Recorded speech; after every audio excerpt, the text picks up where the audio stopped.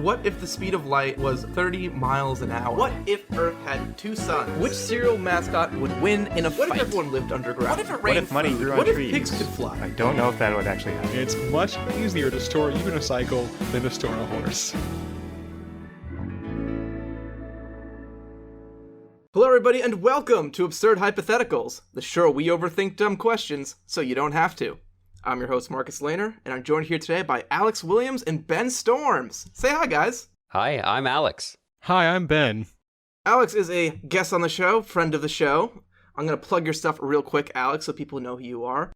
First and foremost, Alex does an awesome podcast called Broken Bulbs, where he interviews people about their failures, how they improved after that, a really cool insight into that. He does a bunch of other podcasts, but the one I am most excited for, and is the fresh new one, the fresh new kid on the block, is your Star Wars podcast called I Promise the Clone Wars is Awesome. That's right. Can you promise me the Clone Wars is awesome, Alex? I can promise you that. The whole point of the show is me and a buddy sit down and we watch the Clone Wars, and then afterwards we sit down and we talk about it. We watch it kind of arc by arc, because there's a lot of arcs, there's a lot of episodes, so we kind of group them together. And the whole point is me trying to convince him that it's not just a kid's show. It's a really great, beautiful work of art. And I think by the end of our little series here, I think he'll be convinced. So you can find that I Promise the Clone Wars is Awesome wherever you get your podcasts. Yeah, and he's referring to the Clone Wars cartoon series. They made a show that ran for 7 seasons? 8 seasons? 7. Quite a while, 7. actually. Yeah. Yeah, 7 seasons. It's an animated show set in the Clone Wars. Not the first 3 movies Clone Wars. Not the episode 2 Clone Wars. It's in that setting, but animated series. Really cool. I'm actually just a huge fan of it, not having heard of Alex's podcast. I don't need him to convince me. The show is actually just legitimately awesome. So I'm excited to see what your buddy thinks of it and how that... You have an interesting approach to watching it too, which I'm interested in seeing. Yeah, it's going to be fun. But we also have a good podcast right here, Absurd Hypotheticals. And our question for today is a weird bug grab bag. So first I'll start explaining. A grab bag is... Usually we answer one question with 3 different responses. When we do a grab bag, we each answer a separate question on a theme. And today's theme is weird bug questions. We had a list of bug questions we were going to do, decided they were boring, and then came up with some more fun questions about bugs, but felt like we needed a qualifier that they were weird bug questions before we got into them. Well, originally we had 2 bug grab bags planned, and this was to differentiate it from the regular bug questions, but now we haven't done the regular bug questions and are left with only the weird bug questions, so... Yeah, the regular bug questions were like, what if bugs were too big? What if there were lots of bugs or no bugs? Just like pretty basic stuff. But I'm much more excited to tackle these. And I'm going to start with the question that I did, because I'm quite excited to get into it. And I'm the host, so I can do that. You guys will have to wait. Oh. Plus, I really don't want to... I want this to be one of those questions that just leaves my brain after I'm done doing it, because I really don't need the things that I had to think of in my brain anymore. Because my question is, what if all animals had 8 legs? Or, as I've dubbed it, I've had it with these mother effing snakes and their mother effing legs. So, really, if all animals had 8 legs, the kind of main thing that will differentiate, big picture-wise, is that being on 8 legs is quite janky for an animal. There's that old adage where... a human can outrun a horse over short distances because it takes them longer to get their 4 legs sorted out compared to, your 2 legs. This is actually a true fact. I wasn't sure I thought this was just, a old wives' tale, kind of turn of phrase. But no, this is actually true. But it's not like horses are stupid and can't figure out how to get their legs going, and a smarter, more coordinated 4-legged animal wouldn't, do it. The thing is, the main reason why animals with 4 legs tend to be generally faster than our bipedalness is the gait. So basically the form of running that they have. And you hear about horses having 4 different ways that they run, they trot, they gallop, I didn't write them down and I'm forgetting the other 2. Walk, gallop, canter, and one more I'm forgetting. But basically they do have more complicated patterns, very different patterns that they move through. And when, these 4-legged animals are sprinting, they're very fast. They're kind of built to maximize getting into this rhythm where they have a really long stride and they're going really fast. So that's why cheetahs are the fast animal. They're perfectly designed to go fast. And a big part of that, like the physics behind it, is that the sprinting gait is the most effective because they are able to add like their whole body length to their stride. So, if you're running, you have, from one foot to the next foot is like how much you can cover in a short distance. And then if you are, sprinting with 4 legs, the distance is from your hind legs to your front legs, and you can add your body length to that. So it's really the lengths of the gaits that give the 4-legged animals all this speed and, their advantage over us. Which, going back to evolutionary terms, is like, well, so how did humans survive? Because they really didn't hunt by, sprinting down gazelle in those 3 seconds before they got their legs sorted out. They just couldn't catch them. What early humans did was that they were actually endurance hunters.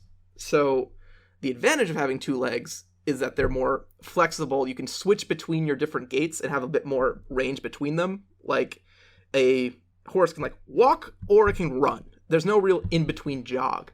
And humans can do that, which lets them set this moderately fast-paced kind of marathon type pace for a lot longer than a 4-legged animal can sprint. So basically they just jog at the animals and keep them and just perpetually chase them down until the animal is too exhausted to run away anymore. Another advantage too is that animals are kind of worse at dissipating heat. Humans are real good at sweating compared to other animals evolutionarily. And dogs and deers and things that don't have the sweat glands and, rely on panting to cool down, overheat easier. And so it's kind of actually not the nicest mental image that we just chase down these animals until they literally just can't go on and just perpetually hunt them. But that's what we did. That brought us to the top of the food chain. So that's kind of just between 2 and 4 legs. So are 8 legs twice as good as 4? Not even a little bit. There's not too many, references for 8-legged gaits, except for a spider. And so the way the spiders moves is that the legs kind of just move kind of in pairs. So each quadrant kind of moves in a pair. Imagine just a person walking with 2 legs and then 4 sets of those at, the 4 corners of the spiders. So a spider's gait is only a half body length, which isn't particularly conducive to speed. So we're all going to be having that same kind of problem. So the main complications that having 8 legs on every animal brings up is that all the animals are now significantly slower.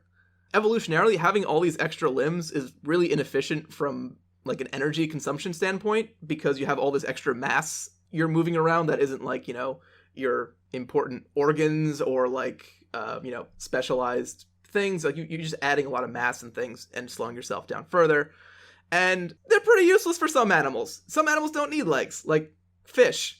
Snakes also don't really need legs. And I think my favorite image that we had, the one that was the least horrible, was I thought it was really funny for an octopus because I did not count tentacles as legs. So it has both its 8 tentacles and then also, I imagine, 8 legs underneath. Oh, you wouldn't just replace the tentacles with the legs?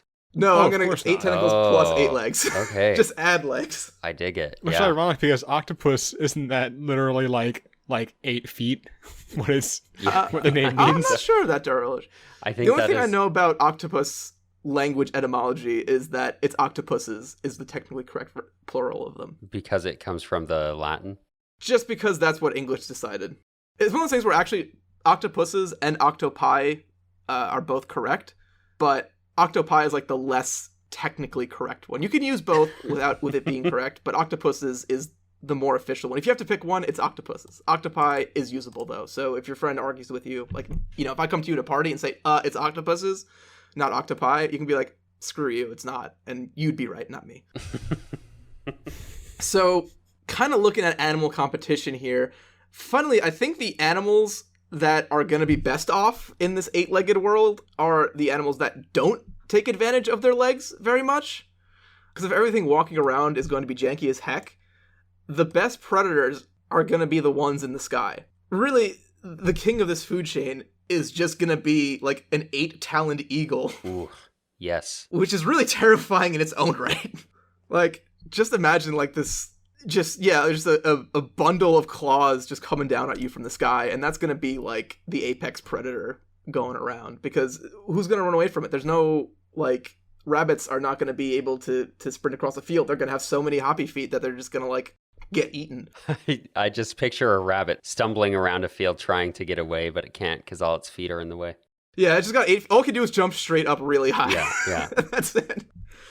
But while I kind of dug down this evolutionary thing about what animals are going to look like, it gets a bit worse too. Because if you're looking at what animals are winning the race, kind of as evolution goes, it's still a competition for speed and energy efficiency.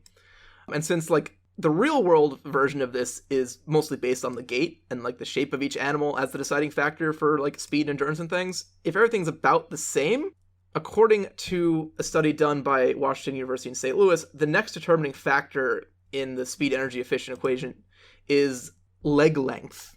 So now take all these creepy animals you've been imagining. Take the wolf, for example, and imagine a wolf now with 8 legs. Now, that would be the starter wolf, and as it evolved further under these conditions, the best wolf that's going to win out is going to be the wolf with the longest, skinniest daddy long legs legs that you have.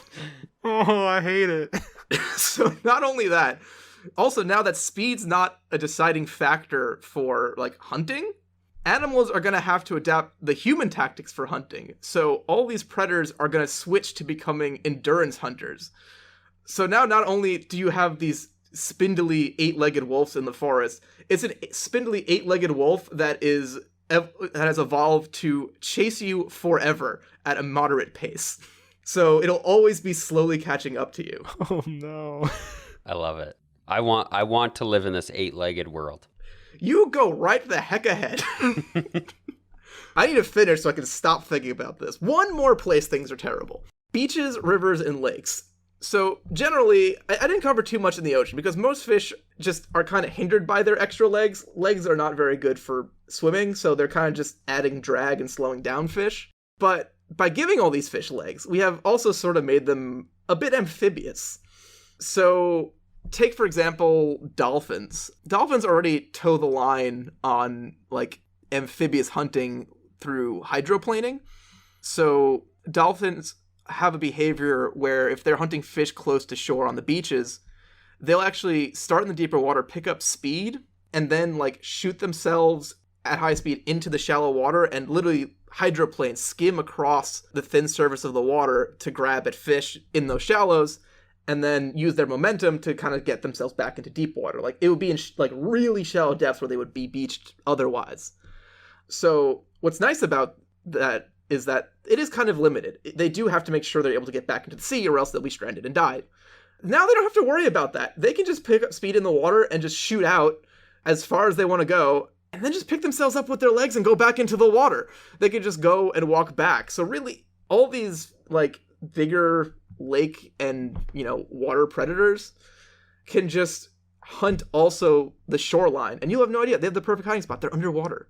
So that's adding that. Also, take that image of the dolphin you had with 8 legs going across the beach and remember to turn them into long spindly legs again. No, I hadn't. That one just looks funny in my head. It doesn't. Your brain is blessed. It is the blessed place in Alex Williams' brain. And so I'm gonna end it with one last one because I'm kind of done thinking about it already. And I like always throwing this animal into these questions because it's always funny to me. Coral is technically an animal. So You can either imagine it as this adorable mobile underwater garden where, these little, cute little corals and things are going around, or a horrifying quivering mass of rock spiders. It's really up to you. I think that one's my favorite. It's not mine. So what if all animals had 8 legs? All the world would be horrible. The best looking, the least scary animal will be spiders, and that's the world we're gonna live in. Alex, what weird bug question did you do? Well, so my weird bug question was, what if everything had this cicada-like cycle that they go through, right? We've got the cicadas that sleep for 17 years, and then I think there's ones that are 14, 21. There's all these different cycles that we're on. We, as in cicadas. I am a cicada. But now... The truth comes out. The truth comes out. I am a cicada. I thought it was weird why I didn't hear from you for exactly 17 years. Yeah, catch me this year only. So basically, every animal goes in and has their own cicada cycle They're each on a different set of years. Now, with my answer, I went a narrative route, and there's not going to be the same body horror stuff that you're going to find in Ben and Marcus's answers. But That's a good thing. Here we go. So I could have gone with telling y'all what we do while we're awake, but I thought it'd be interesting to shed some light on what happens while we're asleep, while we're underground for however long our cycle goes. I chose to leave the length of the cycle intentionally vague. I just think that, leave it up to your imagination. Also, I didn't feel like doing a ton of math. I didn't want to do math like picking a number. No, because you'll see in the story how math would have been involved if I made everything specific. So something sciencey to keep in mind is populations go up and down naturally.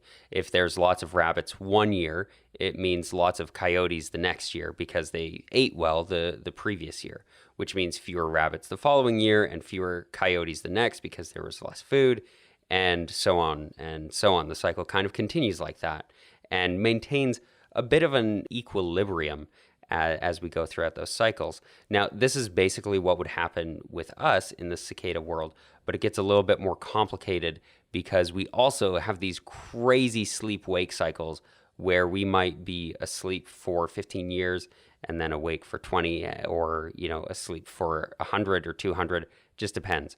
So our prey might be on a different cycle than us. So we might get 1 year with them, 2 years without, 1 year of plenty, 2 years of nothing, and another normal year. It just depends on how our cycle lines up with theirs, but then also how our cycles line up with their own prey and their other predators. So here, the way I did this, it's some recordings made by human scientists on their studies. So it says, it's been well documented that other creatures live in cycles like we do. Now, most people in their lifetime will see many of these other creatures, depending where in the human cycle they fall. On our oldest human artifacts, we see interesting depictions of great wars with these other creatures. We know of these creatures, but their populations on our most recent encounters have been quite low. We've set out cameras and other trackers to monitor their activities while we sleep. This is kind of as we get into the technological age, we can do this. Next recording. Since our last cycle, we've seen 2 cycles of other predators going about their lives while we sleep. Their population seems to have increased since our last encounter. Using our cameras, we also discovered another species of predator. We will continue to monitor the situation. Next recording. The artifacts on which we base our initial fears and suspicions were originally thought to be over-exaggerated. Given the data collected during this most recent sleep cycle, this is no longer the conclusion. More trackers, cameras, and other scientific instruments have been set out around the world. Next recording. It seems there is another species of human. DNA collected, which we believe to be theirs, has indicators of an interbreeding event several thousand years ago. They are not as technologically advanced as us, but have taken to using our infrastructure and have even made some improvements to our tools.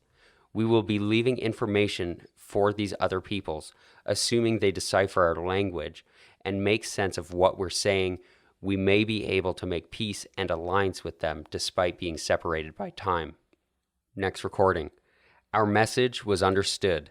This cycle has been focused on defense against jaguars, bears, and other predators. It seems we're having a taste of what is to come. It should only be a couple more cycles before we're faced with a serious catastrophe. Next recording. It's becoming apparent to the general public what will eventually happen. Many are calling for the seeking out and destruction of the nests of other species. Of course, this would be genocide, decimating an entire population in their sleep. And morality aside, we don't know how this would affect our world's ecosystem. Next recording is just, during our next cycle, we will be faced with the greatest calamity this world has ever seen. And then the next recording. I found this device and have listened through the previous recordings. My family and I live in this building and call the area home. Food is scarce and much of our technology is lost, but we are rebuilding. So that's why I kept the timeline vague, because I I didn't want to have to get specific about when each animal was awake and when it was asleep, in order to match up with humans. If you want to hear the rest of the story, you can buy my book at no, just kidding. Yeah, that's my thing. What do you think? Does it pass? It's interesting because one thing I think it was you, Alex, telling us about this. We were talking about the questions before the show. I think because you had mentioned that the cicadas being on a weird 17-year cycle was actually evolutionarily intentional. It's like a little science, like, oh, 17 years, that's a weird number. It's supposed to be. Mm-hmm. Yeah. The reason cicadas develop these, and they're all, if there's different length periods for cicadas to stay underground, but they're all prime numbers specifically. So what you're saying, these cycles don't line up for them, right? So that they'll never have the same predators twice, which gives them that, like, the predator populations will die out or desync, and there can't ever be an animal that lives off cicadas regularly because the cicadas themselves aren't regular. Exactly. And that's basically what's happening here. But then, of course, at some point, you get these lining up events where you end up seeing all of these predators coming out at once, and these kind of peak events where, where maybe in the previous cycle there was lots of food, and so then in the next cycle there's going to be a ton of them. But that just so happens to line up coincidentally after thousands of years with the next human cycle. Lions and tigers and bears, oh my. Right. And we don't think about that now, but what if you were asleep for 200 years, and at some point during that 200 years, these jaguars come out, and they are the predominant predator for, their 3 years awake or whatever it happens to be, and they have this huge population boom, and then you wake up at the same time they wake up next, and now there's a ton of both of you, right? And so you get these huge culminating events where you're almost going to war with another species because you happen to wake up at the same time, because you're not used to sharing resources with them, right? And depending on like what the cycles were in the past, it's going to be a whole new set of species and all these things, and different plants will thrive, and so it's like all the stuff that you had before wouldn't be relevant anymore. You're going to take a lot more time to gather all the data you need. Right, exactly. And that was another thing I thought about, just as a last point on this cicada cycle thing, is each species would have a different length of time that they're awake for, right? In real life, cicadas have this short season where they pop up, they mate, and then they go back into the ground, right? But in this situation, that wouldn't really work for humans because a human gestation period is 9 months, right? And so I thought, okay, we would wake up for about 20 years. We'd spend that time raising a child, and then we go to sleep. And then the next generation comes up, and kind of rolling with it that way is kind of what I was thinking. But then during those 20-year periods, there might be another animal that wakes up for their 3 years.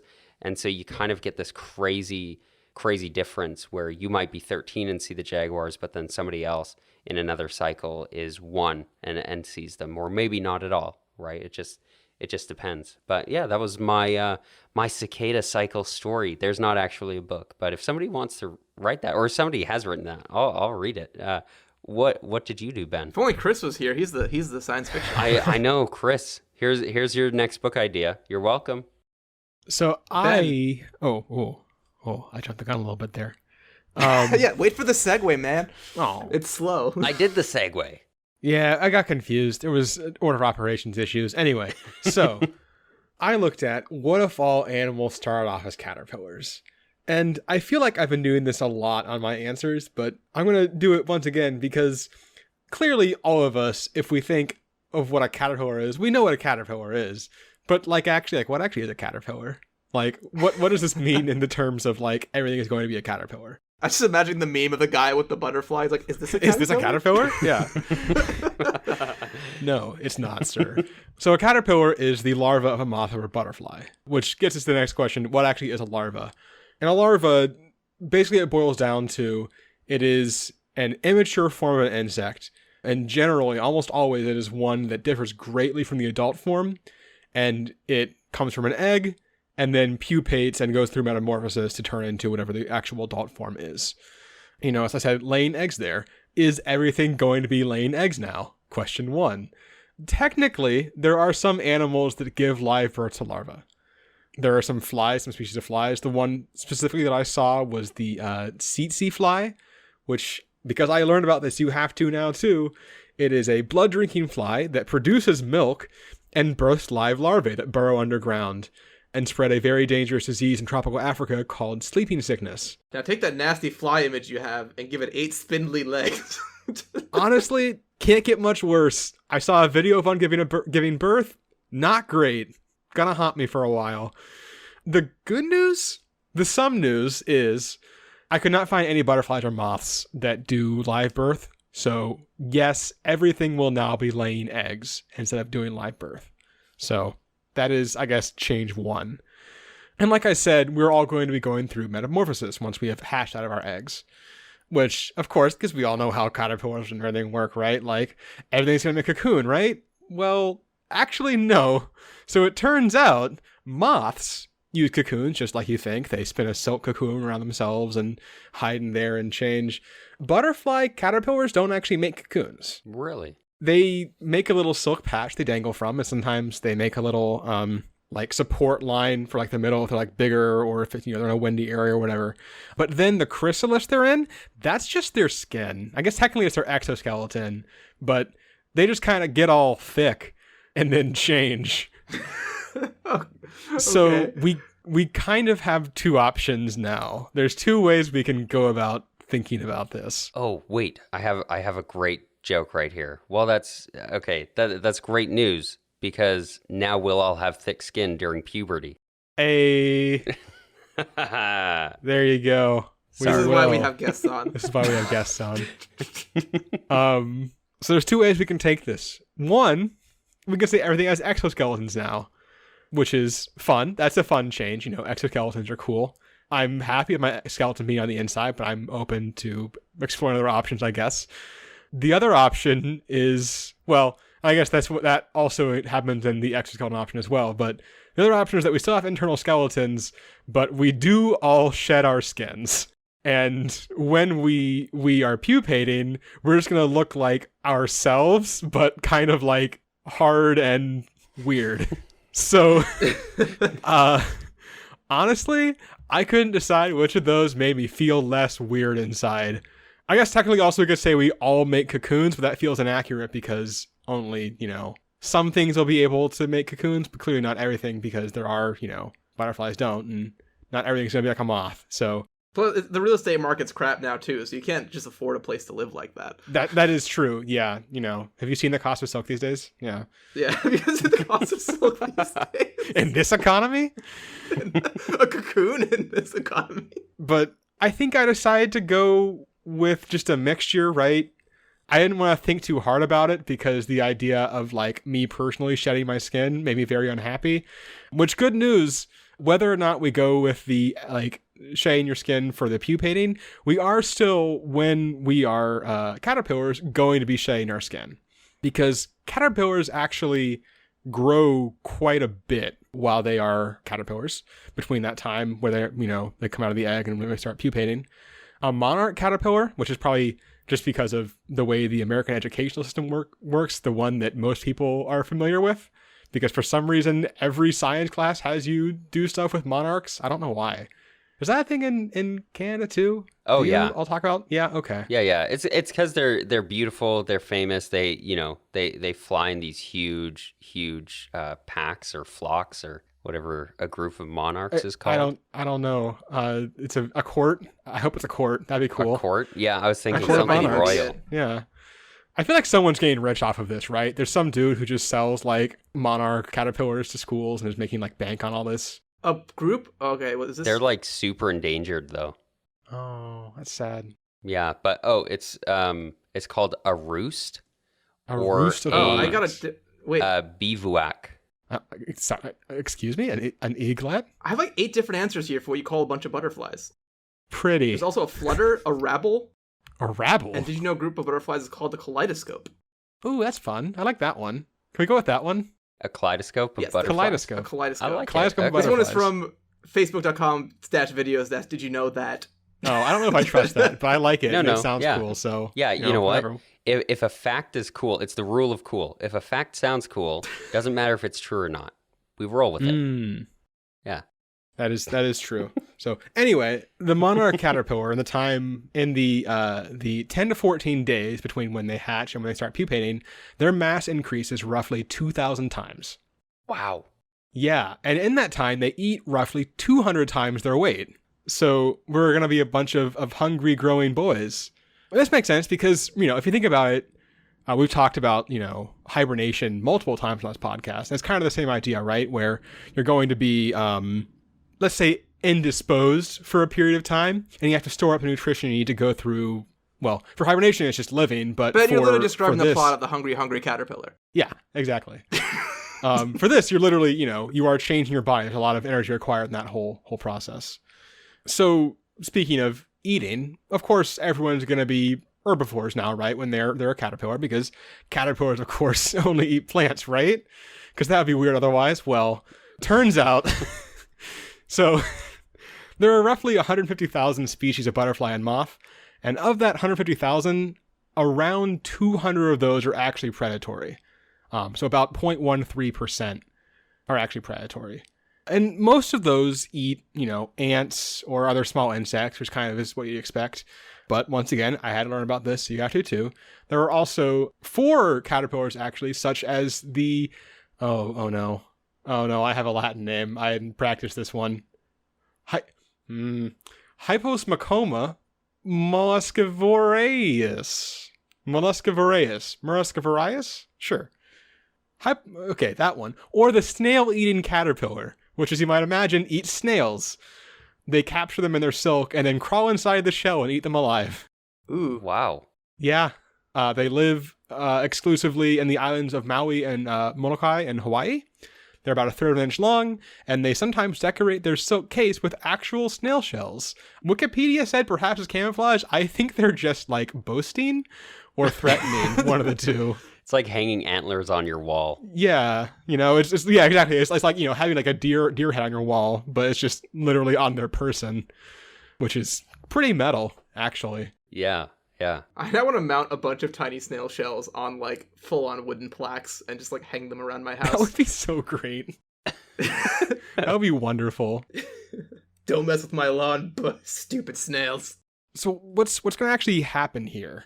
Because the problem, we're going to run into a problem. So everything is now going to be laying eggs that hatch into caterpillars that are very, very hungry and overwhelmingly herbivorous. I'm going to pretend that's a word. Or how it's pronounced it. If it actually is a word, who knows? I think you just nailed it. I think it's fine. Cool. Yeah. I'm going to take it. The problem we have is that we're suddenly going to have a very, very big strain on the plant life on this planet.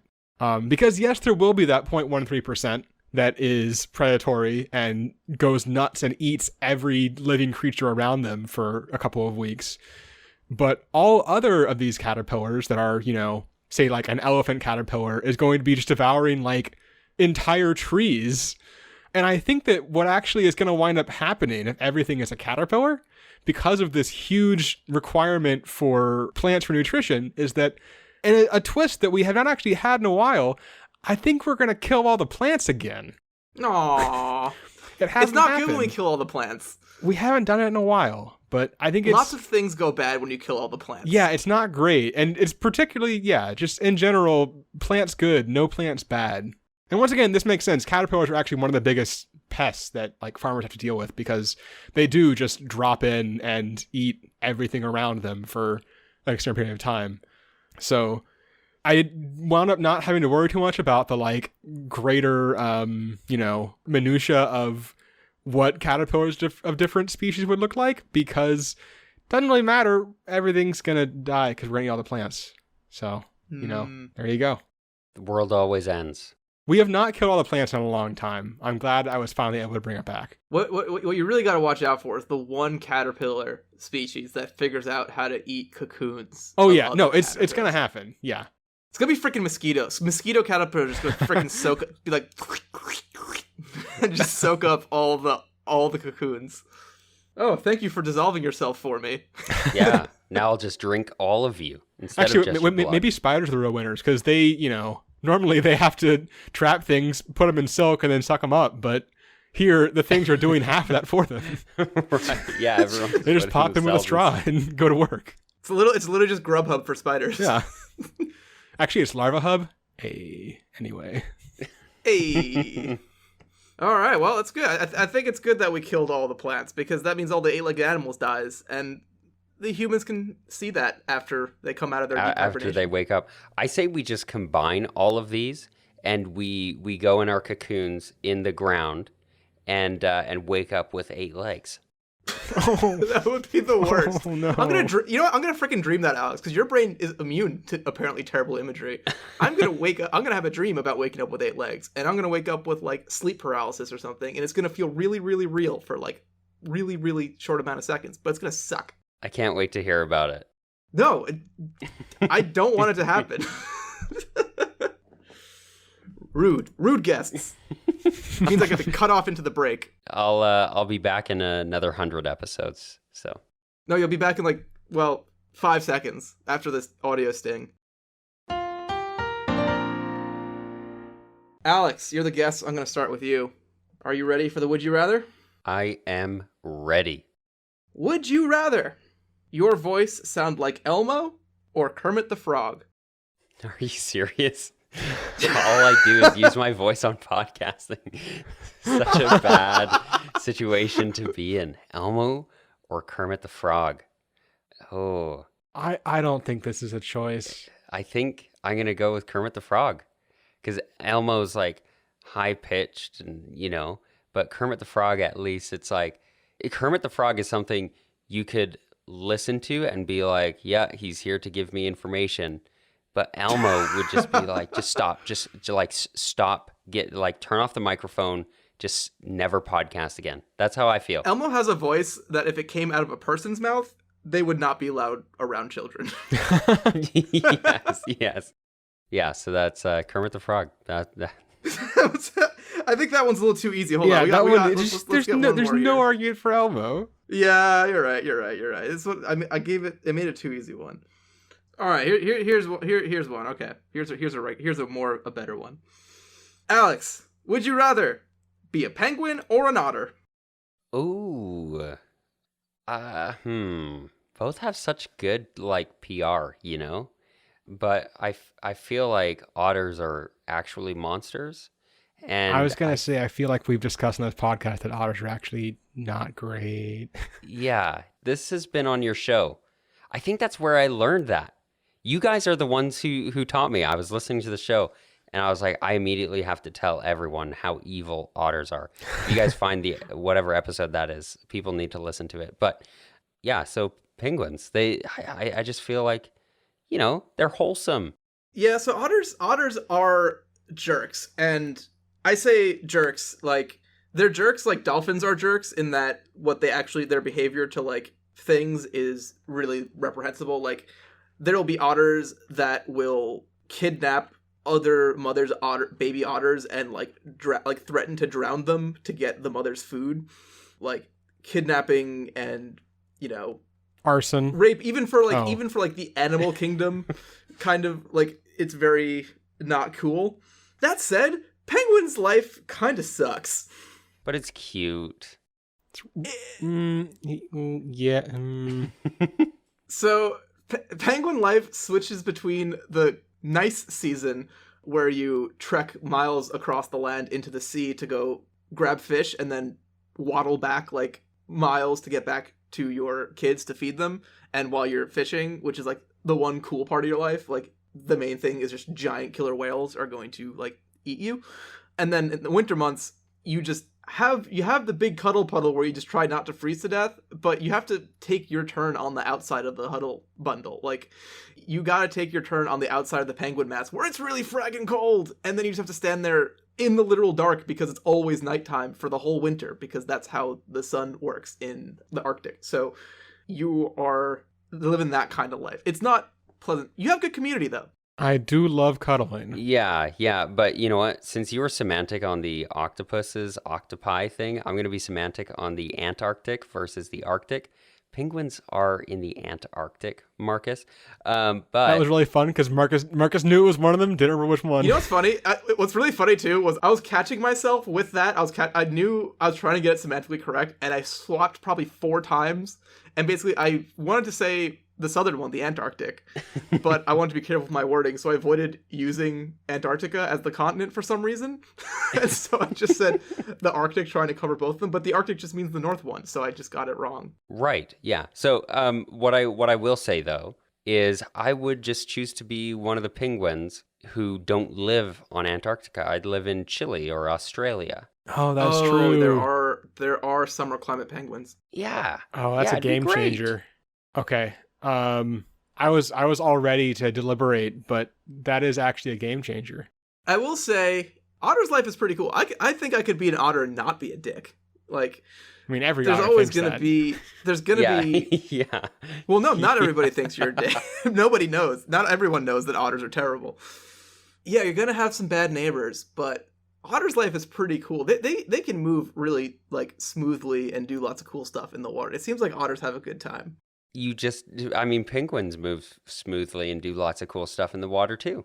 I will say, as someone who has seen, both of these animals in captivity, the otters always seem to be having a lot more fun in captivity than the penguins do. The penguins kind of just stand around on rocks most of the time and occasionally swim in circles. The otters are always like hanging out and like backstroking and like playing with shit. I don't know. It's great. Right. Okay. Well, okay. If I was in captivity, I'd be an otter. If I was in the wild, I'd be a penguin. But I mean, I just wonder if that makes me feel that like the otter are just naturally more adaptable and happier in their life, Are otters just more easygoing? Yeah, they're chill. Well, maybe it's because when the humans kidnap them, they say, well, my mom kidnapped some kid. Right. when They're I just was used six." to it. Yeah. Fair's how it fair. goes.